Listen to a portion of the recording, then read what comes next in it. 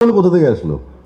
এই গুন্ডাগুলো হচ্ছে সেই চাটাবাজ, সেই চাটার দল, যারা যুগে যুগে থাকে। জাস্ট বোর্ডটা চেঞ্জ করে মুজিব কোর্ট থেকে 6 বোতাম থেকে 4 বোতামে চলে আসবে।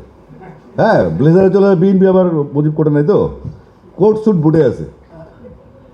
তো আমি আর যে কি লাইভ পারলে দেখবেন, ওই যে কি টিভি যেন এটা নেক্সট আছে, হ্যাঁ সবাই পারলে দেখেন ভিডিওটা। এটা বিএনপি সরকার আসার আগে একটা ভিডিও দেয়া আছে, ওখানে ভবিষ্যৎবাণী বলছিলাম এই ছাত্রদল যুবদল এর কেউ থাকবে না। ওই আমরা ছাত্রলীগ যুবলীগও দেখছি, যারা দেশকে ভালোবাসে, দলকে রিয়েলি ভালোবাসে, তাদের আস্তে করে সেট করে দেন যাকে দিয়ে, হ্যাঁ পরে আসেন। তারা কারা? তারা জানে কীভাবে ঢুকে দিতে হয়। এটা সবসময় হবে, যতদিন বুর্জুয়া পলিটিক্স থাকবে, পুঁজিবাদী পলিটিক্স থাকবে, হবে। কিন্তু আমাদের কি করতে হবে? এখান থেকে আওয়াজ তুলতে হবে। কারণ এই যে ক্যামেরাগুলি অন আছে, এই যে শ্রোতারা যারা শুনতেছে, আমি নিশ্চিত থাকি আমার কথা তাদের ভালো লাগতেছে। ভালো না লাগলে মাফ করে দিও, কিন্তু ছাড়বো না। আমরা মিনিমাম ছাড় দিব না।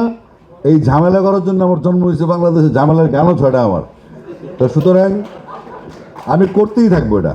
আমার যতক্ষণ পর্যন্ত, আমি পরে একটা চিন্তা করলাম যে ব্যবসা বাণিজ্য যদি করি না, শুধু গান গেয়ে আমার তো পৃথিবী ছোট হয়ে আসতেছে। এমন আমার বন্ধু বান্ধব সব বিদেশ থেকে ফোন দিতে, ভাই আপনি খামাখা বাংলাদেশে হবে না, আপনার বিএনপি পাওয়ার আসার পর আপনি মামলা খাইছি আমি লেটেস্ট। এবং মানে এটা কি কমর, তা আমি হাসতে হাসতে আমি ওসিডি বললাম, তার তদন্ত কর্মকর্তা বললাম, ভাই তোমরা কি আর বুঝলাম না, আমি জানি কোথেকে মামলা পরে সাইজ করে বলবো এগুলা। তো এরা ভাবছে কি আমি খেয়াল রাখি না, ভাইসে হয়েছে আর কি। আমি কিন্তু দেশে ছিলাম, 17 দেশে ছিলাম।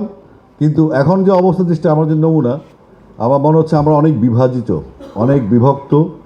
আমরা একজন আওয়ামী লীগ, একজন বিএনপি, একজন জামাত, একজন এনসিপি, একজন কমিউনিস্ট, একজন, কিন্তু আমরা কেউ বাংলাদেশি না।